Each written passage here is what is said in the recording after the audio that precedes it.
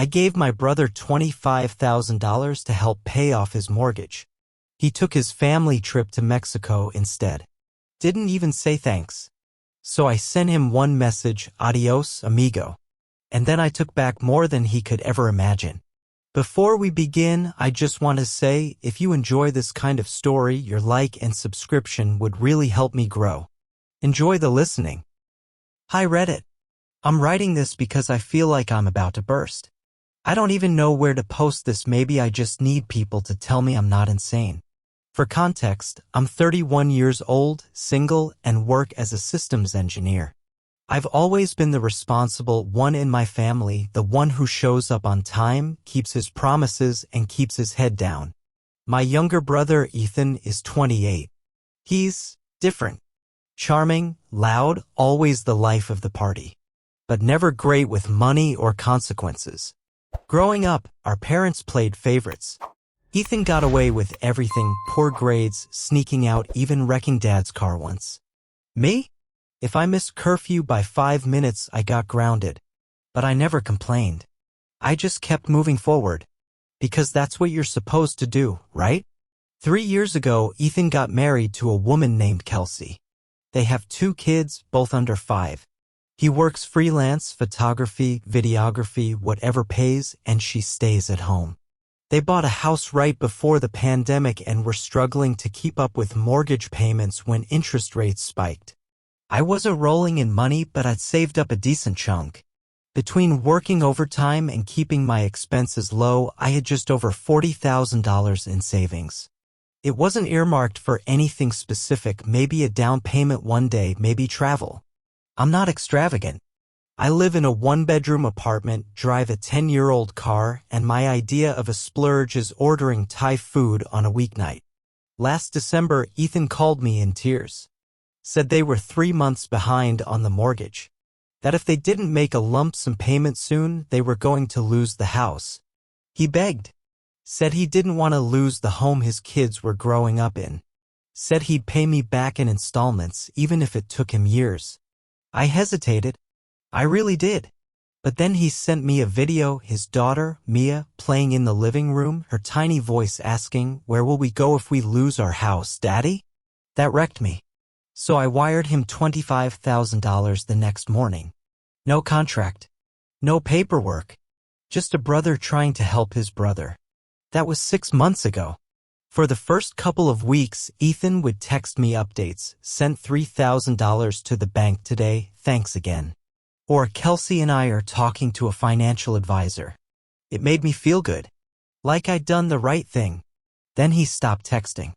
And I didn't want to be a nag, so I let it go. Figured he was busy. Figured he'd reach out when he could. Last week, I found out the truth. It started with an Instagram post. I don't even use the app that much, maybe once a week. But that morning I was on a coffee break at work, half distracted, scrolling through stories. And suddenly there it was. A boomerang video of Ethan, shirtless, holding a margarita, standing on a beach with turquoise water behind him. The caption read, "Much needed family getaway, Mexico vibes deserved." I stared at it confused. Was it old? A memory? I tapped into his profile. Nope. There were 10 new posts over the past week. The kids playing in a resort pool. Kelsey in a huge sun hat. Ethan on a rented jet ski. Their hotel tagged a 5-star all-inclusive in Playa del Carmen. My stomach dropped. I scrolled harder, looking for anything that would explain this. Maybe they won a giveaway? Maybe someone gifted them the trip? But no. One photo had a caption that said, "Mortgage can wait, memories like this don't." That was the moment the truth clicked in. I didn't want to jump to conclusions.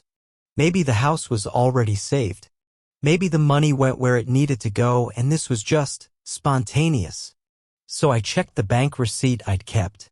The wire transfer, $25,000 sent directly to his personal account. Not to the mortgage company. Not to any lender. Just straight to Ethan. I trusted him. Now I felt like a complete fool. I didn't call him right away. I couldn't. My hands were shaking so bad I nearly dropped my phone. Instead, I sat at my desk for the rest of the day, completely numb. My boss even asked if I was feeling okay. I wasn't. I just nodded. That night, I texted him. I didn't say anything dramatic. Just, "Hey, saw your posts. Thought you said you were behind on the mortgage." He replied about an hour later with, "LOL, yeah man, but we figured we needed a break. It's been a rough year." That's it. No apology. No explanation. Just this breezy, tone-deaf message like I was asking him why he ordered dessert.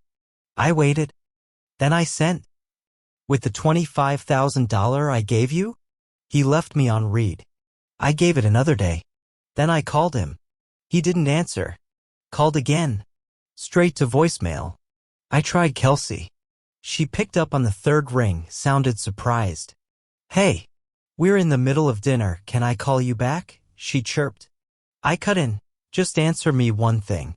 Did you use the money I gave Ethan for this trip?" There was a pause. Then, "It's not really your business how we spend what's in our account." I swear I couldn't breathe. I said, "I gave you that money so your kids wouldn't lose their home." She sighed. "Well, that was months ago. Things change. We needed this trip for our mental health." And then she hung up. I sat there, phone still pressed to my ear, listening to the dial tone like I'd just been slapped in the face by my own blood. I didn't sleep that night. I lay there staring at the ceiling, the same phrase circling in my head like a curse. "It's not really your business." Was I crazy for being this angry? Was I overreacting? I tried to tell myself, it's just money. You're okay financially. You weren't relying on it. They're family. But that logic didn't hold. Because it wasn't just money. It was trust. It was my belief that Ethan, my own brother, would never lie to me, never exploit me. That when he told me his kids were going to lose their house, he meant it. And maybe they were in trouble at the time. But he could have come clean. Could have said, "We're okay now thanks to you. We're going on a trip." I might have even been happy for him. I might have said, "Go relax. You earned it." But he didn't do that. He took the money, vanished, and when caught, he mocked me for caring. I started thinking about every moment I'd gone without, the nights I stayed late at work, the vacations I didn't take, the budget meals, the busted car AC I still hadn't fixed, all so I could be the kind of person people could rely on.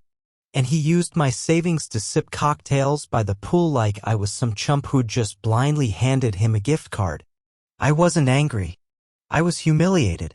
It wasn't just betrayal. It was contempt. The next morning, I sat down and did something I probably should have done months ago. I opened my laptop, pulled up every bank statement, every message, every screenshot. I made a folder titled Ethan, $25,000 and dumped everything in there.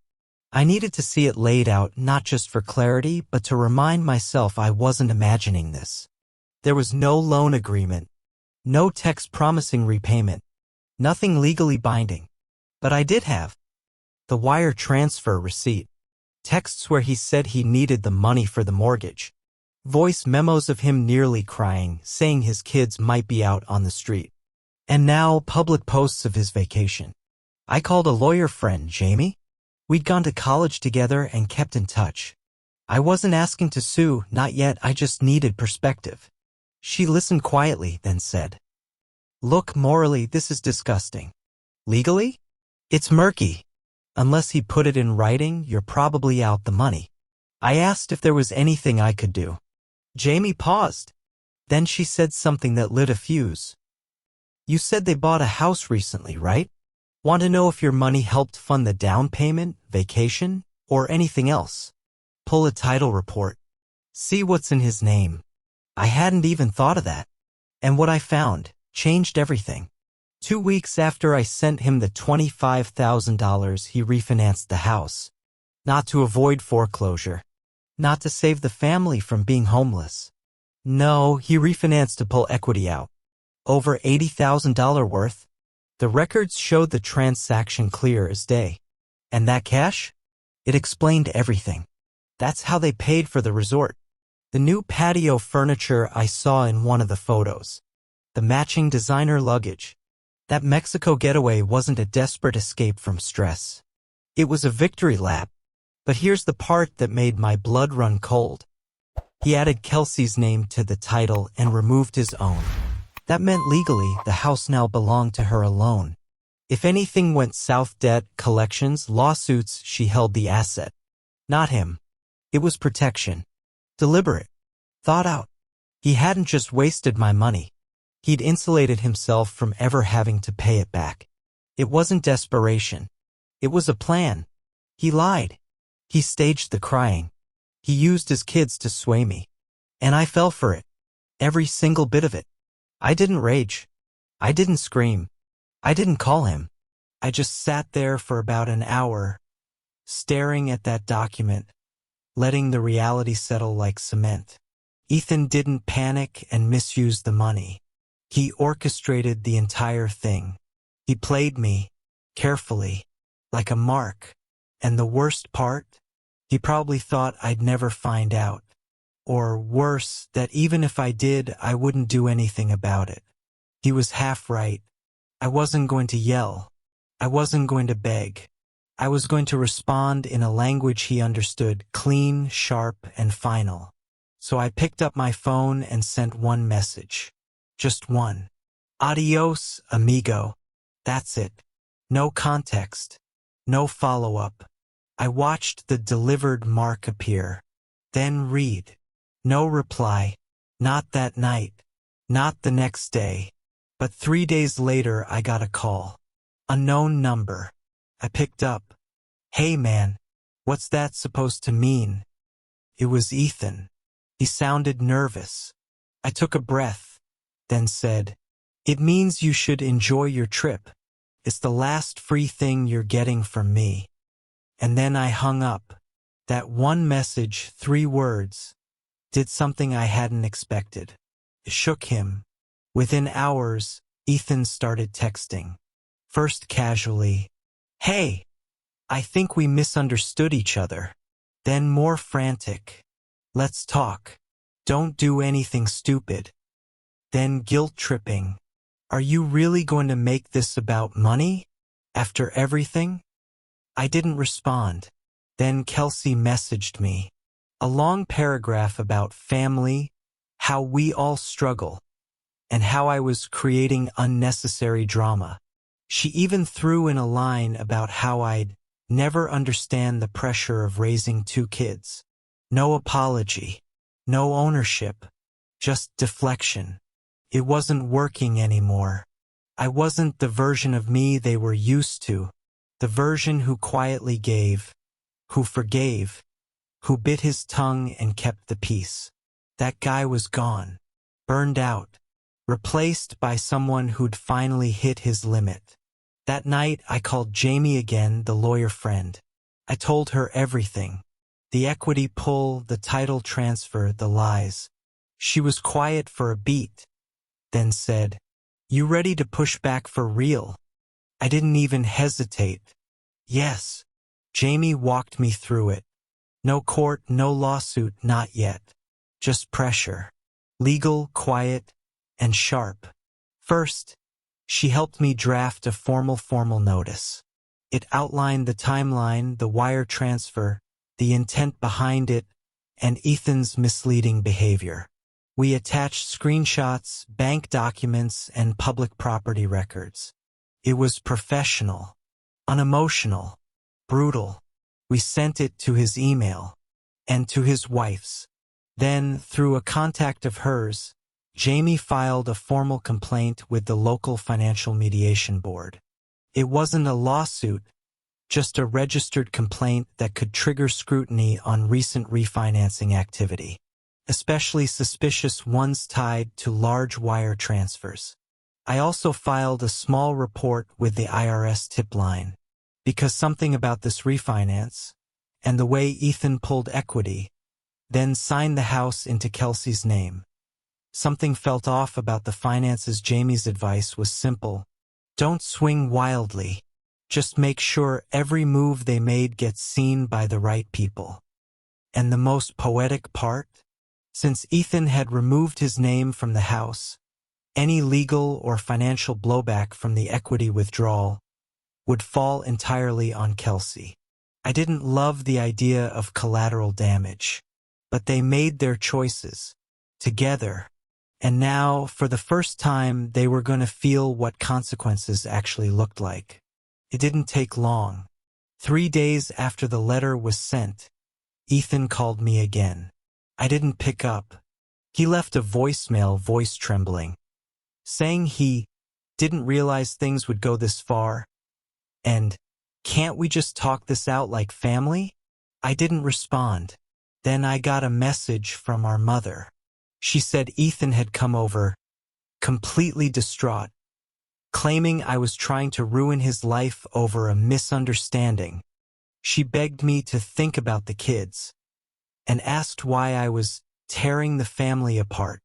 Not once did she ask what he had done. Not once did she acknowledge that he lied to me, manipulated me, and used my money. That was the moment it all clicked into place. It wasn't just Ethan. It never was. This family, our family, had always protected him, always made excuses, always expected me to absorb the blows, stay quiet, be the bigger person. Well, I wasn't doing that anymore, and apparently that terrified them, because the next day Kelsey called. Not texted, called. I let it ring 4 times. Then I picked up. She didn't say hello, just launched straight in. "You're ruining us," she snapped. "We can't refinance again with a fraud flag. Do you know what that does to our credit?" I said nothing. Then she added, "If you think this makes you look smart, it doesn't. You're just bitter. And you'll regret it when your entire family turns on you." I almost laughed, because what she didn't realize was they already had. Long ago. I was just finally seeing it clearly. After that call, I blocked her. Blocked Ethan, too. I was done explaining myself. Done justifying why I didn't want to be used anymore. The peace that followed was almost surreal, like walking out of a burning building and realizing you'd been choking on smoke for years. For the first time in a long time, I could think clearly. I went back over everything, every holiday where Ethan got a free pass, every birthday where my gift didn't measure up, every passive-aggressive jab disguised as a joke. It had always been there. I just hadn't wanted to see it. And now? Now it was like someone turned on the lights. My phone stayed quiet for a week. Then, out of nowhere, I got an envelope in the mail. No return address. Inside was a handwritten letter from Ethan. 3 pages. Sloppy cursive. The first half was him making excuses, how he never meant to hurt me, how things got out of hand, how he was just trying to give his kids good memories. The second half was pure manipulation, talking about how Dad would be heartbroken if he saw us like this, and Mom's been crying every day, and I guess you got what you wanted, you broke us. I read it once. Then I shredded it. Because no, Ethan, I didn't break us. You did. The moment you looked me in the eye and chose yourself over your word. Over your brother. The smear campaign started almost immediately.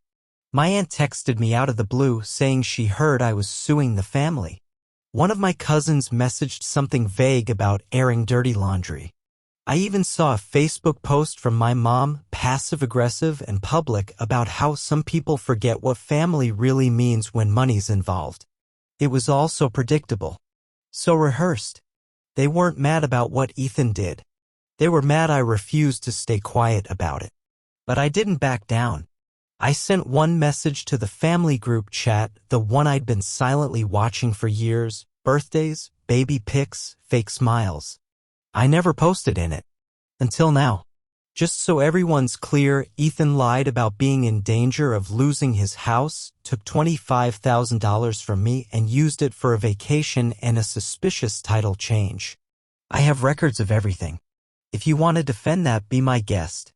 But don't message me unless you're ready to be honest. Then I left the group. 3 minutes later, my cousin unfriended me. 5 minutes after that, my mom called. I didn't answer. And just like that, the flood turned into silence. No one wanted the truth. They wanted peace. Peace that came from me being quiet. But I'd been quiet long enough. A few weeks passed. No calls. No texts. Just the occasional stalker-like seen notification when I posted something on Instagram. Then, out of nowhere, I got a letter from a collections agency, addressed to me. I opened it and just stared.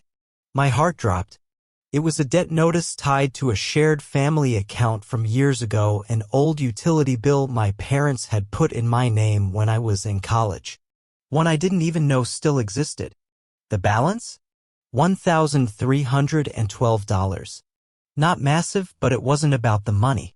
It was the timing. I hadn't heard about that account in almost a decade. Now, right after everything blew up, it showed up on my doorstep. I knew what this was. It was retaliation. They couldn't guilt me, couldn't scare me. So they went petty. I called the agency, explained the fraud, sent in a notarized dispute and a full legal steps to protect myself. Jamie helped me navigate it and confirmed what I already suspected. It was deliberate. Someone had reactivated the account, probably hoping I'd just pay it, keep it quiet, and crawl away. They didn't realize I wasn't playing the game anymore. I reported the issue to the proper channels, attached the identity theft documents, and I listed my parents' address as the suspected source of the reactivation. I don't know what came of it. I didn't follow up, because at that point I didn't care about revenge. I cared about freedom. Freedom didn't feel like fireworks.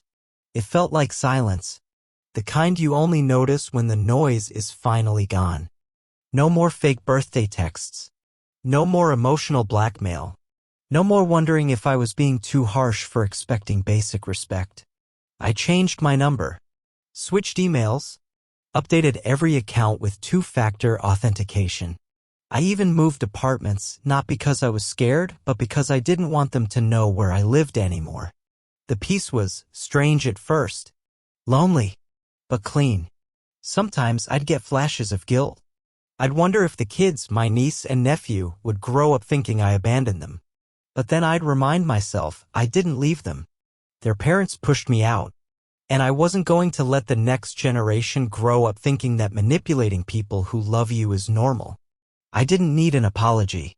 I didn't want my money back. I just wanted them to know that I was done. Not mad. Not dramatic. Just finished. The final message I ever got from Ethan was one line. No punctuation. I hope you're happy. I didn't respond. I never will. Because honestly, yeah, I am. Looking back, I don't regret giving Ethan the money. I regret thinking it meant something to him. I used to believe that loyalty was about blood, about keeping the peace, about giving second, third, fourth chances because that's what family does. But the truth is, family isn't just who you're born with. It's who respects you, who shows up, who doesn't twist your kindness into an opportunity. Ethan showed me exactly who he is. And in doing that, he gave me permission, maybe for the first time in my life, to choose me, to say no, to walk away. So if you're reading this and you're stuck in that place, that awful space between love and betrayal, let me say this. You're not crazy. You're not selfish. And you're not obligated to bleed for people who sharpen the knives. Help people because it's who you are. But protect yourself because they'll remember your silence longer than your sacrifice. I gave Ethan $25,000. He took a vacation. I sent him one message. Adiós, amigo. And in the end, I took back something far more valuable than money. My peace.